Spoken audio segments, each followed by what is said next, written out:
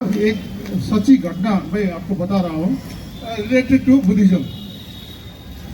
तो अभी पिंडदान का काफी चर्चा हो रहा है और हम लोग ये जो पिंडदान पहले गया में होता था, पिंडदान अभी गया से उठ के महाविहार परिसर में आया है। और हम लोग का सबसे बड़ा चैलेंज ये भी है कि ये जो प्रथा जो है इसको जल्दी से जल्दी खत्म किया जाए या तो वहां से हटा दिया जाए। और पिंडदान के बारे में मैं बोल रहा हूँ, मेरा एक कर्मचारी, मेरा अधीनस्थ कर्मचारी था, वो अभी नहीं है, वो गुजर गया। वो बिहारी ब्राह्मण था। वो एक दिन ऑफिस में सिर मुड़वा के आया। वो बिहारी ब्राह्मण सिर मुड़वा के आया तो हम बोला, तिवारी क्या बात है, क्या किस खुशी में तुमने सिर मुड़वाया? तो मेरा वो बोलता है कि मेरा पिताजी का श्राद्ध था, मेरा पिताजी का श्राद्ध था बोला। तो हम बोला, उसका पिताजी गुजर गए, 2-3 साल हो गया था।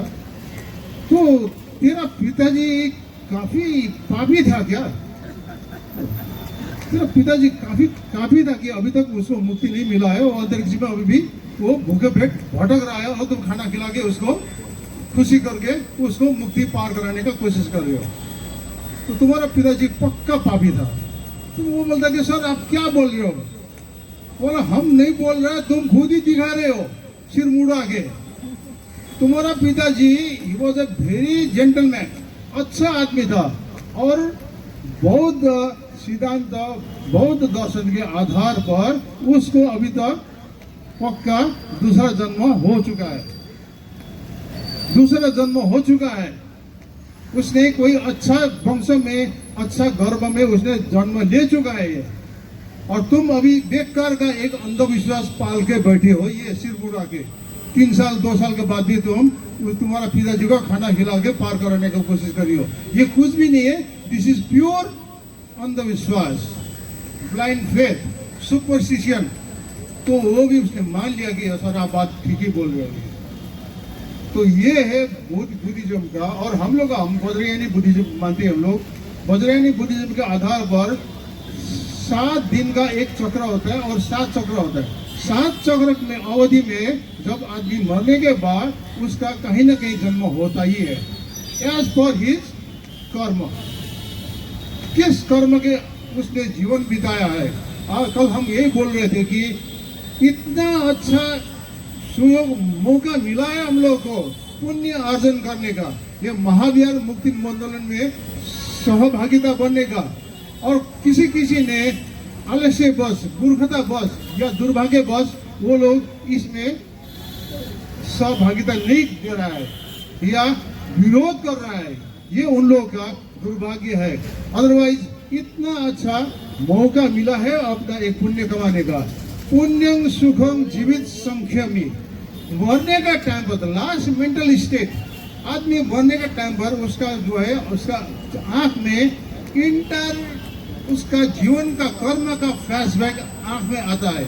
जैसे हिंदी फिल्म में दिखाता है ना, पूर्व एक फ्लैशबैक आता है ना, वैसे फ्लैशबैक आता है उसका आंख में कि उसने क्या किया जिंदगी में, क्या काम किया, अच्छा काम किया या खराब काम किया या ऐसे एक आलस्य में जीवन बिताया। तो उस टाइम पर अगर उसने सारा जीवन ऐसे बिता दिया, ये जो मानव जीवन इतना पवित्र, इतना दुर्लभ होता है। भगवान बुद्ध ने को एक शिष्य ने पूछा कि भगवान, मानव योनि कितना इम्पोर्टेंट है, कितना दुर्लभ है?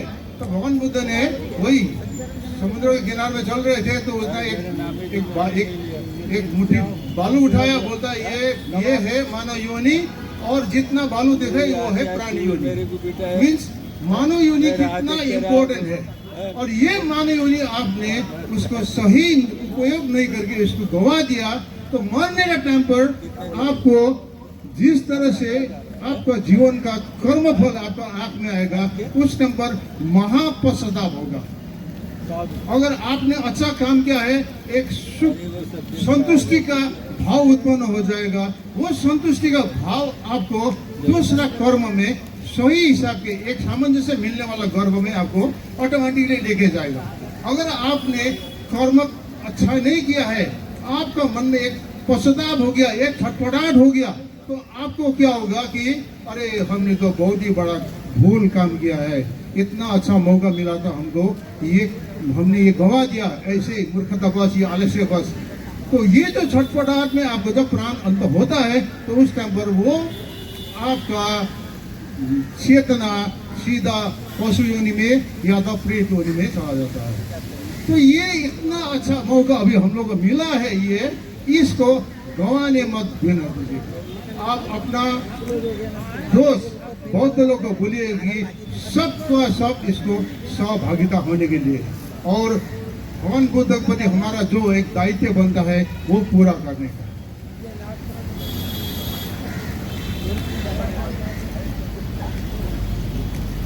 अभी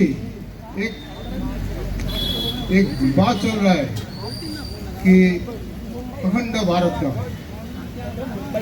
और विश्व गुरु का, और ये अखंड भारत और विश्व गुरु का कॉन्सेप्ट कहाँ से शुरू हुआ? हाँ ठीक है, नहीं बस वो बता दो। तो ये जो अखंड भारत का क्रेडिट किसको जाता है?